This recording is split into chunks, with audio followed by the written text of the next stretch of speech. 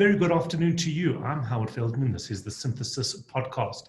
Today, joining us on the line is Tanya Khoury. She's the founder of Acumen Media. She's a media analyst. She's a specialist at following the social media trends, which have become more and more important and all the more perplexing, because we need to try and figure out why this is important.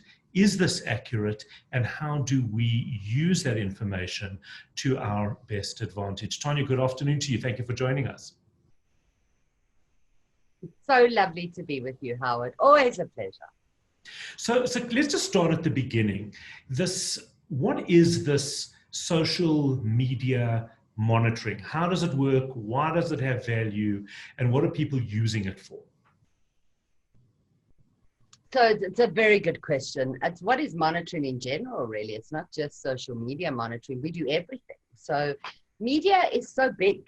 And let's just start with the old traditional media. Like in the old days, if you were on the Sunday Times cover and somebody said something bad about your organization, let's say, for example, you were a clothing brand and they slammed the clothing brand for using sweatshops or something like that, and the story was untrue, that clothing store would have what's called a right to reply.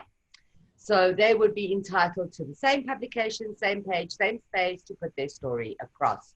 Now, those are the days of traditional media, and then fast forward 145 years, and here we are, in a world of social media, where that media space is no longer just a right to reply, but it's also what is the impact of that message on your business, not just from a traditional news perspective. What are the people on the ground saying about the news that's come out, or what are they saying that's then creating news? So the news and social media cycles have they've merged, and that's where our job comes in. So what we do is we collect everything from across the planet, both in news and social media, on big social media platforms like Twitter, Facebook, Instagram, etc., LinkedIn, and we put it all in a pot, and then we look for that particular brand, and we tell that brand what the market is saying about them from a reputable media perspective, and two, what people think about them through the social media channels. And with that, you could look at the emotional responses that people are having as well. So I know on social media, if a brand launches a new product, you could tell not only how much coverage it's getting, but what type of response that has. Absolutely. So it can go even further than that. We can first assess if you're launching, say, something in the IT market, we can take the IT as a sector and we can have a look through the ICT sector and say, well, who are the big players in the market? What are they doing currently? And then what we can do from there is say, right, you're going to launch this product.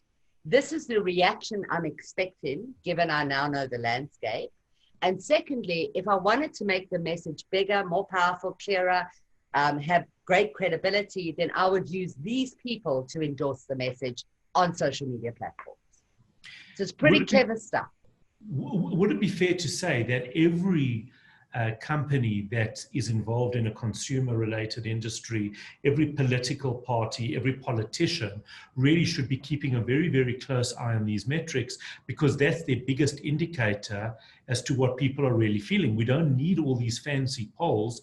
All we need to do is really just watch how people are talking about them. Quite right. And I mean, we used the technology in the last election and in the by-elections, and we could tell immediately, by percentage, actually, Howard, how much the party would vote by. And this is the important thing, is we're not just looking at volumes anymore. We're looking at the quality of that volume.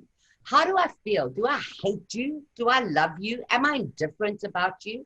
Those emotions come across. And when you start talking about sectors of business, how do I react? Like when you're talking about crime, what is my reaction from a voter's perspective to that particular political party? So there's great metrics like that. Everybody who appears in social media, and that doesn't mean they're on social media, everybody who appears in social media should have a tool of this nature. Now, and I say not, you don't have to be on it, because brands don't talk to you, they talk about you. And we've seen this often enough where there's not even a handle for that account. And the next thing, the whole thing goes viral and it's a very negative story. And there's no sort of crisis communication mandate ready to roll out where if something like that should happen. Yeah, that is quite interesting, because we often have this debate with companies. Should they even be on Twitter? Is there any value in it for them? Yes. But the truth saying is that people are going to be talking about you whether you like it or not if it's a big story. So maybe you need some kind of a presence to be able to address it if need be. Absolutely. And, you know, especially when you're one of the bigger brands and you have franchisee offices, for example, across the country, you cannot control those giant brands and their interaction on day to day with other humans. And you just need one little story to come out of a subdivision of your big brand that you probably don't even own for your entire brand to be tarnished or made a hero overnight in social media. It's a very scary media type in the way it's completely bipolar. It goes from one extreme to the next. And we see that. We saw that with, for example, earlier this year with Clicks, how Clicks went from being a brand that employs an incredible amount. Their whole culture is around diversity and inclusion, but one negative and foolish campaign, not even by them, and their brand suffered tremendously. You know, we actually did that study. Is we looked at Clicks, Unilever, Tresemme, and the EFF, and we put them all onto the same chart. And the fascinating thing is Unilever got zero traction. There were hardly any mentions, and yet it was the Unilever product, the Unilever brand, the Unilever ad, but Tresemme took the hammering, so the sub-brand took the hammering, and Clicks just got annihilated. They went from a really well-liked household name, like we all love Clicks as 3 for 2s. We love them, like we love our Clicks. And we went from there to absolute zero. And it actually had nothing to do with Clicks. Well, it did, but they were really a very small part in a very big picture. But why is that? Is that because Clicks is easily identifiable? They're in the public. They're in the public. Yes. Right. So here's well, it's also because Julius Malema can just walk into. Yes. It's also because Julius Malema can just walk into a Click store, you know. It's not quite as powerful going to Unilever's head office and making an appointment with the CEO, right? It doesn't quite work for marketing purposes. So we must also remember that there's a very big marketing machine sitting behind the EFF. And yeah, Unilever's head office meetings around a boardroom don't quite cut it, only later on, you know. So let's just talk about the EFF. I find them interesting because they dominate social media in terms of the amount of times that they're mentioned, but it doesn't necessarily mean that that is always good. And certainly if we look at the last by-elections, it doesn't necessarily translate to voters. Can you break that down for us? I think, you know, I lament the EFF's marketing strategy. I really do. They started out, I mean, those of us who are old enough to remember, because the EFF's been we're around quite a while now, but the EFF started with this red color and a beret that turned into an overall that painted Parliament red, that all of a sudden started moving as a machine on Twitter. And we saw like any sort of nuance coming out of Twitter would then have this red tide just completely overwhelm them. And then the next thing would be followed with bodies. And then you started to see this groundswell, and you came with a political party from literally 0 to 5% in its first year. And thereafter to almost 10%, isn't it? I think it was in the next election. It was very big. Okay, they missed the boat, because you can only do so much of that marketing. It's like when you yell, I'm going to call for war and all sorts of things that they are used to, the rhetoric they are used to, but you don't follow up. There is a word for that. it escapes me now, but you don't follow up, eventually people are going to say, oh, well, all the EFF do is turn their backs and walk out of parliament. And that's what we started seeing was this, okay, this repetitive shutdown of parliament became annoying. Oh, the first 2 times we're like, yeah, pay back the money. Give us that money. And then it became like, Julius, like you walk it out again, can't even have a conversation. So there was very different perspective. There's been a very big shift. The EFF now are in a very codependent relationship with racism. So if there is a racist out there, then the EFF are happy. And if the EFF is out there, then racists are happy. So the two of them are merrily in their own little world, and all the while not gaining a single vote or a seat like we saw in the by-election. So Julius, for me, social media genius, and he let it slide. He definitely let it slide.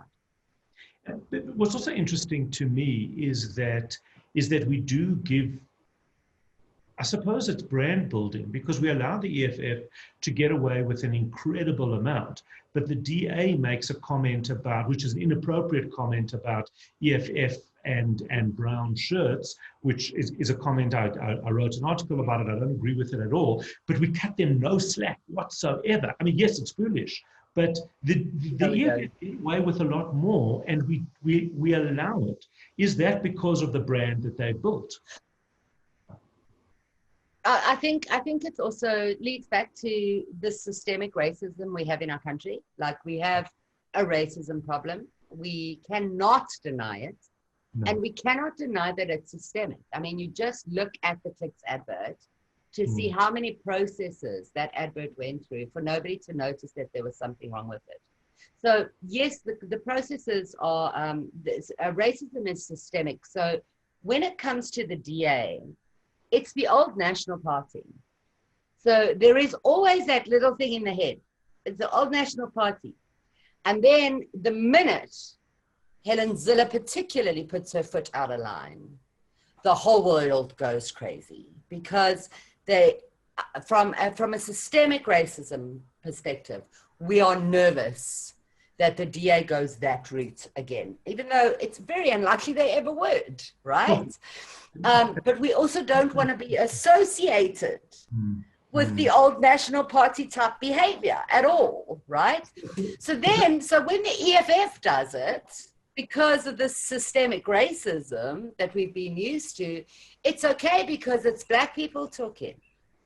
When it's white people saying stuff about Black people, that's not allowed. But when it's Black people saying stuff about white people, okay, we come from a systemic racism base. So yeah, we let that go a lot.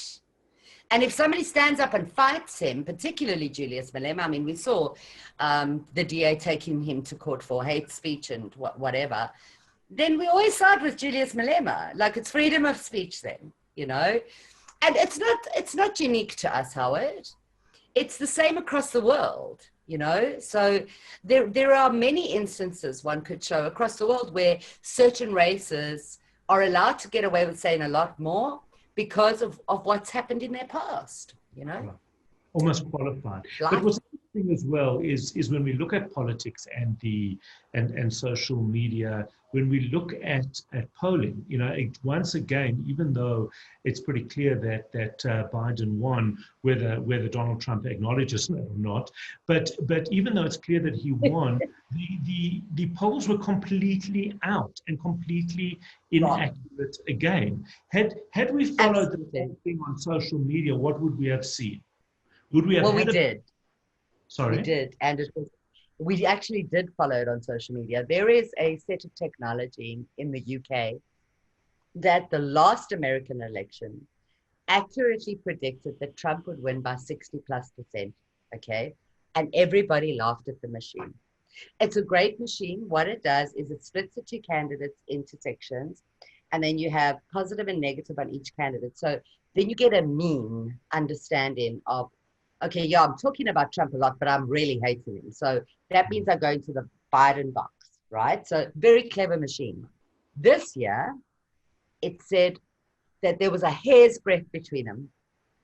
And it did say the hair's breadth went for Biden, but there was a moment where it also said the hair's breadth went for Trump.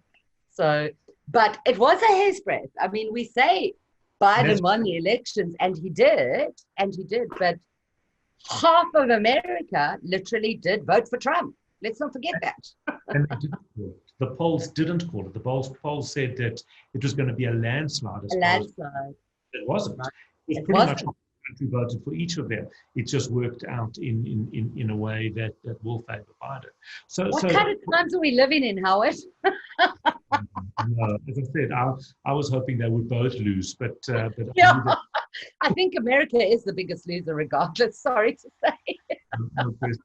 No question. But from what you're saying around this is that actually the sentiment, the gauge of sentiment, is probably your most accurate way. Not about how much we're talking about somebody or some party, but actually the sentiment involved with it. And what we feel. And the other thing is, like, this influencer market, like we've just seen now in the past few days, this rollout of stories across every platform that makes me feel quite nauseous, because it had to happen because social media is now, you're watching it unfold, guys. It's being monetized. So if you are sitting on Howard Feldman's stories for hours, I can tell that I am, or that you are. And I can then understand the value of Howard Feldman as a commodity now by clicking on those stories. So we are witnessing this live. So is that like all these Twitter fleets? And is that what you're referring to? Can you believe they called them fleets? Yes, yeah. I'm talking about fleets. I roll eyes so hard. All right, take us through that, because it's very confusing for me. Well, I'm just so confused. I feel like I have to go on a course, and I've been working on this in this industry for 25 years. But what are they trying to do? Are they trying to be Instagram? Well, it started on Instagram. Now, I've never been a big Instagram fan because it's a happy place, okay? And I deal with news, all right? So news is never happy. So when I'm on Instagram and people look good, that's all great, but it doesn't sell news, right? So never been a big grammar, but and never used an Insta story, okay? And now I've opened up the past week LinkedIn. I opened it up and I thought, oh no, how did I log into Instagram? That's weird. Closed it and opened it again, only to find it is LinkedIn. It looks almost identical to Instagram. And then Twitter introduced stories, and they're literally there for only a little bit and then they fleet off, I suppose, is why they used that word. I wonder how much they got paid to come up with that word.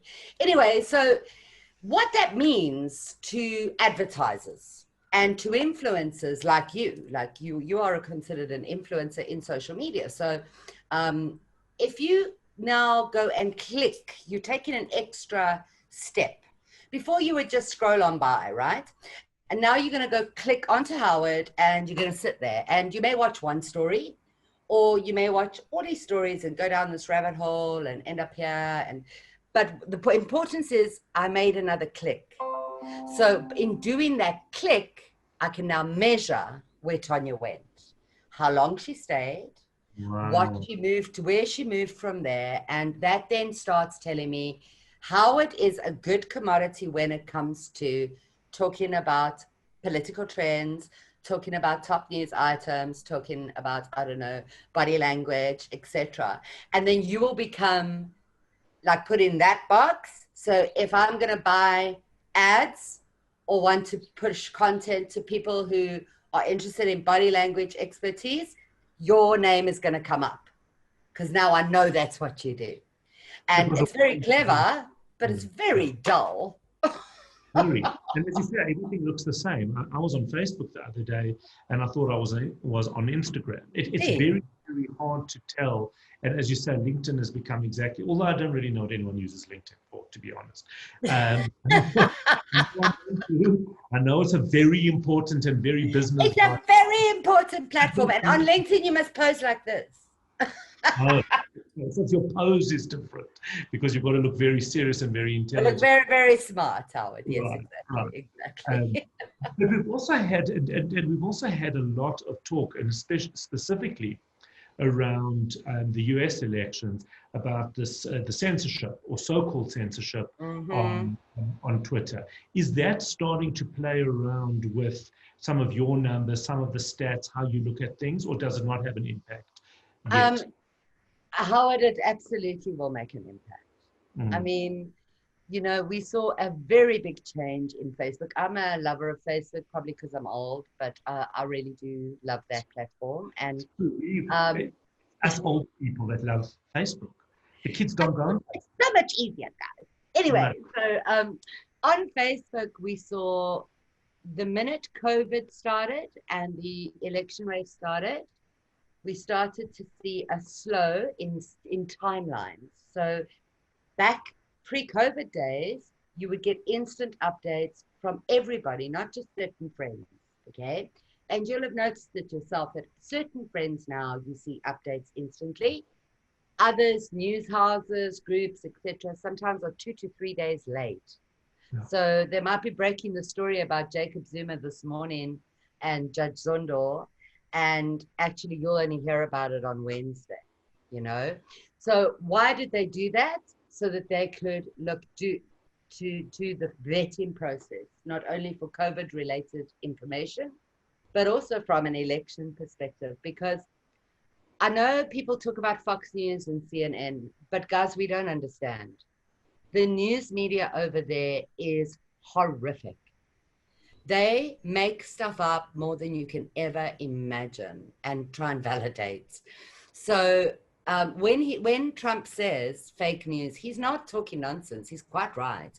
So then Facebook came out with this effort to validate the integrity of the data, particularly around COVID. They did a very good job in the beginning. Then with the elections, they did a very bad job. Because basically they just stopped people posting, and then the next thing we had delete Facebook and don't use Facebook and all those, and then Twitter went on to also start a vetting process, and they basically took the easy way out and said, well, everything's disputed. No, I thought literally everything about anything was disputed last week. Absolutely, which is about right. But also they are not owned by Facebook, which is so interesting why people would copy these IPs. So something else is going on, but they're not owned by Facebook. So Twitter, when Trump tweets, he thought he was doing so on not a Zuckerberg platform, because Facebook, he like almost automatically accepts that it's biased to the Bidens, right? But when it came to Twitter, he thought, well, it's free for all, and it's certainly not. So Twitter brought out a vetting process, and now first it would hide the tweet and you'd have to click to remove the tweets. So we're being censored. But from fake news, that could be dangerous. It could get a lot 1984 on us. But at the moment, I think it's quite genuine. I think it's been done with the right intention. I mean, the elections were shocking for America. It really was. How was that in terms of sentiment and in terms of public confidence? I don't know if you looked at that at all, but how did the public respond to the American elections? South Africans were very invested. We were completely invested in the race. And we aren't Trump supporters by and large, right? But also completely recognize that Joe Biden isn't fit as fit as we'd like to have a leading person in the USA. Okay, I'm trying, Howard. It's a podcast, man. Right. But okay, so Trump is useless, but Biden is in a coma. Okay, that is basically what we thought. Right, I get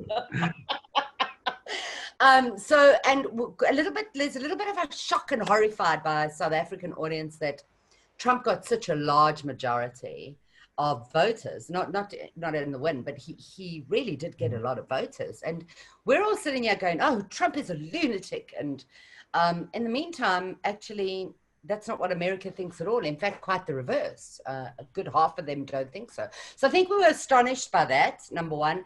And then I think it was a little bit of a damp squid. We're like, oh, okay. He won. Let's wait and see if Trump leaves the White House. So it was a little bit like Zuma days, where we used to wait for the most outrageous thing to come out of television being Trump. And now that's gone. So we felt a little bit flat, I think. I think so. I think, so, yeah. Because coming back to South Africa, Zondo, Zuma, friends, not friends, friends like friends, who needs enemies? I don't know. It's very, very hard to figure it out. Are South Africans very invested in Zondo, in what's going on there? I've watched State Capture. You'll know that I'm the biggest State Capture fan on the planet. I've watched every single season. I'm a veteran. I know all the people who open the doors and actually clean mics. Yes, yes. I know which feed to go to at which time, which is going to give you the best angle. So I'm a complete State Capture veteran, and I must say that in the beginning, it was a big brouhaha and everybody was watching. At any one time, you'd have up to 200,000 people in a room. And that's on YouTube rooms. So that's a lot of people that should be working that are sitting and watching State Capture. Now it depends who's on the stand. But when we had the past week with Zuma, we had on average every day about 120 to 140,000 people glued to every second.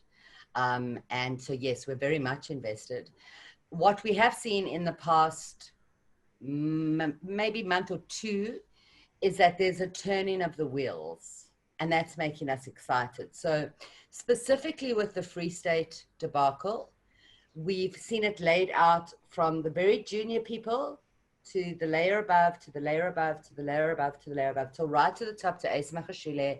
And we've seen a warrant of arrest, and we've seen a charge sheet, and we've seen a lot of people get dealt with by the hawk. So I think now State Capture more than ever it's like our last vestibule of hope. It's gonna work, especially with Zondo saying Zuma has to come to court whether he likes it or not, and go on the police. He basically said arrest him today. So, and I think all of South Africa celebrated that, because it's about time. Because if it wasn't handled that way, Howard, the law is optional, and all future State Capture inquiries or anything of that ilk, people just won't turn up. So it was a very important day for South Africa, for sure. Tanya, we don't have a lot of time, but I just want to go back. I want to circle back to Acumen Media and companies. What are some takeaways that a company should do in this space, in this whole media space, in terms of monitoring? It's so important, Howard, that you understand that social media exists whether you like it or not, okay? And you have to be on all social media channels, especially post-lockdown. If you haven't learned that your business should be online in some way, shape, or form, you didn't learn. So very important. The second thing is social media is social. So don't for 1 second believe that what you're putting up there is private, is going to stay private, is not going to be torn to shreds by millions of people potentially. If you're going to put something on there, make sure it's the same thing you would put up on a billboard on the N1, okay? And that will stay there for a very, very long time. That's the second thing. The third thing is, it's from a brand's perspective. Read the room, Like it's so, I find it so funny how people just like, you're so tone deaf. Don't be tone deaf. Like, really read the room. Like, if you're going to say something on Twitter, understand how Twitter works. It's a violent and relentless mob. And that is what Twitter is. If you're looking for love, guys, Instagram is your place to go. Twitter is not selling love, sorry. And if we do, my word, are you lucky? I mean, things like Jerusalem and that sort of thing just took over all social media platforms.